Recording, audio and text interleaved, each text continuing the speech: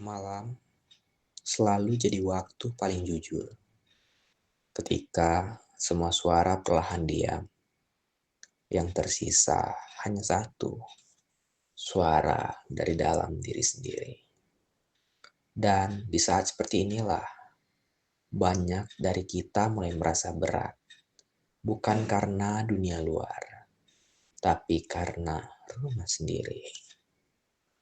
Hari ini masih banyak dari kita anak muda yang hari ini terlihat baik-baik saja di luar sana, penuh senyum, ceria, dan membawa kebahagiaan.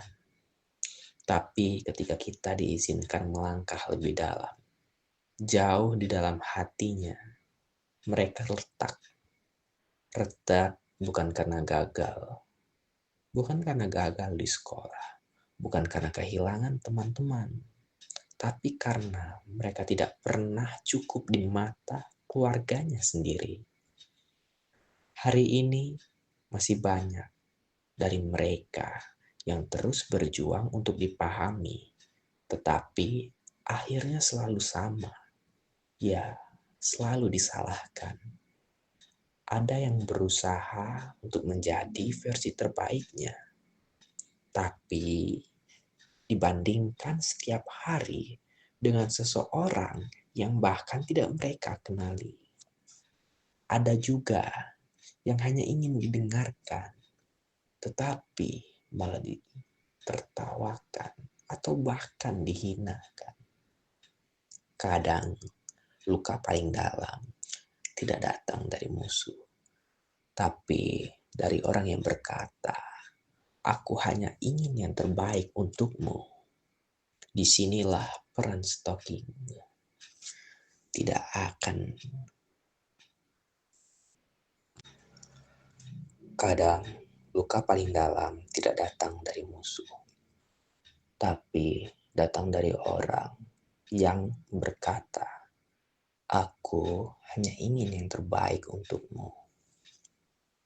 Perkataan yang seolah-olah mendukung kita, namun perlahan jika ditelaah, itu memberikan goresan di dalam hati, yang jika tertumpuk selalu banyak akan membuat itu retak. Stoikisme tidak akan berkata, "Jangan sedih." Stoikisme tidak akan berkata, "Jangan marah." Stoikisme tidak akan berkata, "Jangan kecewa." Karena stoikisme tahu ajaran itu terlalu sederhana untuk luka yang nyata. Sebaliknya, seorang tokoh penting, Marcus Aurelius, pernah menulis bahwa manusia tidak bisa menghindari penderitaan, tapi manusia bisa selalu memilih bagaimana dia menanggapinya. Kata-kata itu tidak ditulis untuk para dewa, tetapi ditulisnya untuk dirinya sendiri. Seorang kaisar yang tiap hari menghadapi tekanan, pengkhianatan, dan rasa sepi yang tidak bisa ia bagi kepada siapapun. Ia mengingatkan dirinya sendiri. Biarkan mereka berkata, biarkan mereka berbuat sesuka mereka. Tugasku hanya menjaga agar jiwaku tetap baik. Dan malam ini kalimat itu juga berlaku untuk kita semua. Kita tidak bisa memilih dari keluarga seperti apa yang kita dilahirkan. Kita pun tidak bisa mengatur bagaimana orang tua kita berbicara, atau bagaimana mereka memahami dunia, bagaimana mereka memandang dunia. Kita tidak bisa mengatur itu semua, tetapi kita bisa memilih untuk tetap menjaga diri agar tidak ikut hancur. Mungkin kita tumbuh tanpa banyak pelukan, mungkin kita tumbuh tanpa kata, "Aku bangga padamu." Tapi bukan berarti kita akan kurang, bukan berarti kita akan rusak, bukan berarti kita akan gagal.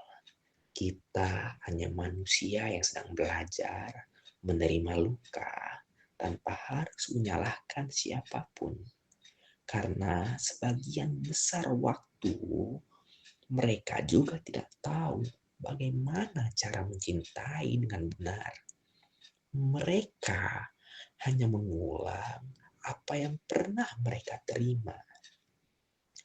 Malam ini, sebelum kita berbicara tentang bagaimana stoikisme bisa menuntun kita, izinkan aku mengajak kita untuk berhenti sejenak. Marilah kita tarik napas perlahan. Hembuskan pelan-pelan. Rasakan dadamu. Rasakan naik dan turunnya. Itulah tanda bahwa kamu masih hidup. Dan kalau kamu masih hidup, artinya kamu masih punya ruang untuk tumbuh. Pelan-pelan tapi pasti. Pasti kita memahami, pasti kita mengendalikan, dan pasti kita akan menemukan kedamaian. Dalam ajaran Stoik, ada satu prinsip sederhana, tapi maknanya amat dalam sekali. Kita tidak bisa mengontrol dunia luar, tapi kita selalu bisa mengontrol reaksi kita terhadapnya. Kalimat ini mungkin terdengar ringan, terlihat biasa saja. Namun di dalamnya terkandung kekuatan yang luar biasa. Karena kalau kita benar-benar paham, kita akan berhenti menunggu orang lain berubah. Kita berhenti berharap dunia akan tiba-tiba menjadi adil. Dan perlahan kita akan mulai tenang di tengah kekacauan. Marcus Aurelius pernah menulis dalam Meditation bahwa orang lain akan berbuat salah, berbicara kasar, atau bertindak tidak adil. Tetapi itu bukan urusan kita untuk mengubahnya. Yang bisa kita jaga hanyalah agar jiwa kita tetap jernih. Banyak dari kita tumbuh dalam keluarga yang tidak tahu bagaimana caranya memahami.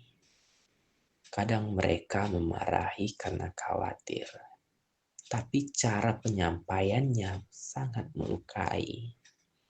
Kadang mereka menuntut agar kita melihat kesuksesan. Mereka menuntut kita menuju kesuksesan, tapi mereka juga lupa bahwa kita juga manusia, bukan mesin pencetak kebanggaan. Disinilah ajaran Stoik menuntun kita untuk melihat lebih dalam. Bukan hanya bereaksi, kita belajar memandang mereka bukan sebagai musuh, tetapi sebagai manusia yang masih terjebak dalam luka dan ketakutannya sendiri. Marcus Aurelius menuliskan dalam meditationnya, setiap orang bertindak sesuai dengan apa yang mereka tahu. Jika mereka berbuat salah, itu karena mereka belum tahu lebih baik. Mungkin orang tua kita tidak pernah benar-benar diajarkan cara mencintai tanpa menekan. Mungkin mereka hanya mengulang apa yang pernah dilakukan pada mereka. Dan kini generasi ini sedang berada di titik yang berat. Berusaha memutuskan rantai itu tanpa kehilangan kasih. Itulah kekuatan sejati dari stoikisme. Bukan untuk menjadi dingin, tetapi untuk menjadi sadar. Stoik mengajarkan kita untuk pause sebelum bereaksi. Ketika mereka meninggikan suara, kita belajar menurunkan nada hati. Ketika mereka menyerang dengan kata-kata, kita tidak perlu membalas, cukup mengamati. Karena ketika seseorang tidak tenang dan kita ikut-ikutan, maka dunia hanya akan punya dua orang yang kehilangan arah. Ada satu kutipan dalam meditation yang sederhana tapi memukul hati. Jangan biarkan jiwamu menjadi bayangan dari perilaku orang lain. Artinya apa? Jangan biarkan kemarahan mereka membuat kita ikut marah. Jangan biarkan kekecewaan mereka menular jadi kebencian di dalam diri kita. Kita mempunyai hak untuk tetap tenang. Kita mempunyai hak untuk tidak ikut hancur. Kadang cara terbaik untuk menang bukan dengan membuktikan apapun, tapi dengan tetap bisa tidur dengan hati damai malam itu. Dan untuk mencapai kedamaian itu, Stoik memberi 3 latihan sederhana. Bukan teori tinggi, tapi langkah kecil yang bisa dilakukan siapapun. Pertama, latihan kesadaran. Bedakan mana yang bisa dikendalikan dan mana yang tidak bisa dikendalikan. Setiap kali kita merasa sesak karena keluarga, tanyakan pada diri sendiri, hal ini bisa aku kendalikan atau tidak? Kalau tidak bisa, seperti sikap mereka, kata-kata mereka, pandangan mereka, maka lepaskan. Jangan biarkan itu mencuri energimu. Kalau bisa, seperti caramu menanggapi, caramu menjaga sikap, caramu memilih fokus, maka itu tugasmu. Tulis di jurnalmu setiap malam. Apa yang aku alami hari ini? Apa yang bisa aku kendalikan? Apa yang tidak bisa aku kendalikan? Bagaimana aku bisa merespon dengan lebih tenang esok hari? Perlahan, latihan ini membentuk dinding lembut dalam pikiranmu. Sampai suatu hari, ketika badai datang lagi, kamu tetap duduk tenang dan tidak pernah terguncang. Kedua, latihan perspektif, melihat dari atas. Marcus Aurelius, seorang kaisar yang memiliki kebiasaan unik. Setiap kali ia merasa marah ataupun merasa kecewa, ia membayangkan dirinya berdiri di atas bumi, melihat kota, rumah, orang-orang, semuanya tampak kecil. Lalu ia berkata, lihatlah dari ketinggian, semua masalah ini begitu kecil di hadapan waktu. Artinya, kita juga bisa melatih hal yang sama. Ketika ucapan orang tua terasa begitu menusuk, coba lihat dari atas. Mereka juga sedang berjuang. Mereka juga takut. Mereka juga tidak tahu cara menghadapi dunia ini. Dan kalau kita melihatnya dengan mata yang lebih luas, rasa marah itu perlahan berubah jadi iba. Lalu jadi pengertian. Itulah titik di mana jiwa mulai tenang. Ketiga, latihan keheningan. Teman paling setia dari jiwa. Stoik mengajarkan keheningan bukan sebagai pelarian, tetapi sebagai kekuatan untuk memahami ketika dunia ramai dan rumah berisik. Kadang yang kita butuhkan bukan perlawanan, tapi diam yang bijak. Diam bukan berarti kalah. Diam berarti kita sedang mendengarkan diri sendiri. Karena hanya dalam diam, kita bisa mendengar apa yang hati kita sebenarnya butuhkan. Luangkan waktumu setiap malam. Matikan ponsel, tutup mata, tarik napas perlahan. Dengarkan detak jantungmu. Itu tanda bahwa kamu masih di sini, masih kuat, masih berjuang. Seperti Marcus Aurelius, beliau menuliskan dalam meditation, ketenangan sejati datang bukan ketika kita bebas dari masalah, tetapi ketika kita tidak lagi bergantung pada hasil dari dunia luar. Dan disitulah letak kebebasan sejati. Ketika tekanan keluarga tidak lagi menguasai dirimu, karena kamu sudah punya dunia tenang dalam dada sendiri. Jadi, bukan berarti kita harus menjauh dari keluarga. Bukan berarti kita harus berhenti mencintai mereka. Tetapi kita bisa mulai mencintai mereka dengan sadar. Tidak lagi karena kewajiban, tapi karena kita memilih untuk memahami. Itu bukan kelemahan, itu kebijaksanaan. Dan dari situ, kedamaian mulai tumbuh. Pelan tapi pasti. Berdamai, tapi tumbuh. Setelah semua yang kita lalui, setelah semua kata yang pernah menyakitkan, setelah semua perjuangan untuk terlihat kuat di hadapan orang yang seharusnya melindungi, kita pada akhirnya sampai di titik ini. Titik di mana kita belajar bahwa kedamaian bukan sesuatu yang datang dari luar. Kedamaian itu dibangun dari dalam. Dari keputusan kecil setiap hari. Dari untuk tidak membalas keburukan dengan keburukan. Dari untuk tidak membalas dendam di dada yang ingin tumbuh. Seorang kaisar, Marcus Aurelius, menulis dalam meditation, hidup ini terlalu singkat untuk dihabiskan pada kemarahan. Biarkan jiwa tetap tenang, walau dunia di luar kotor.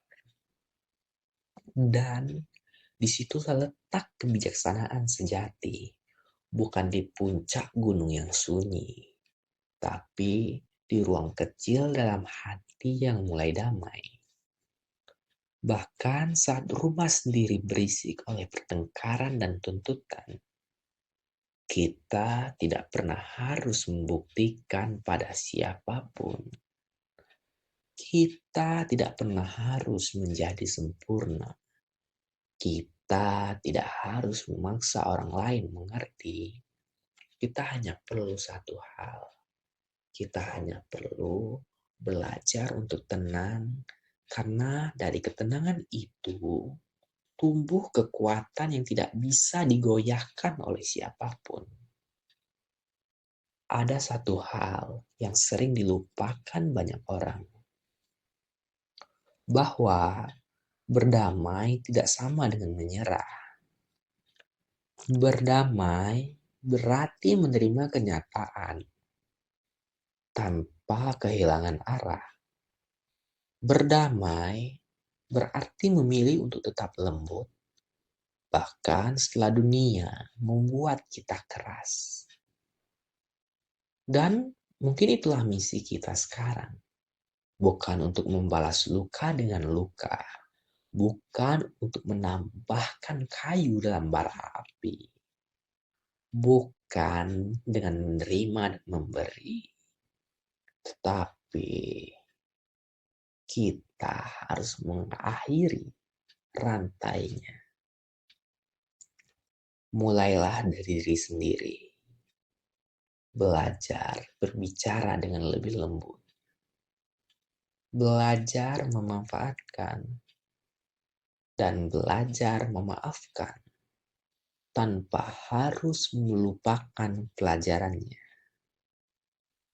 Belajar memberikan ruang bagi orang lain untuk berubah tanpa pernah menggantungkan kebahagiaan kita pada mereka. Karena pada akhirnya kita hanya punya satu hal yang benar-benar bisa kita jaga. Antama, jiwa ini. Jiwa yang lembut namun kuat. Yang pernah terluka tapi masih memilih untuk percaya. Jiwa yang pernah hancur tapi memilih untuk tumbuh lagi. Malam ini, sebelum mata terpejam, katakanlah dalam hati, aku tidak sempurna, tapi aku sedang belajar.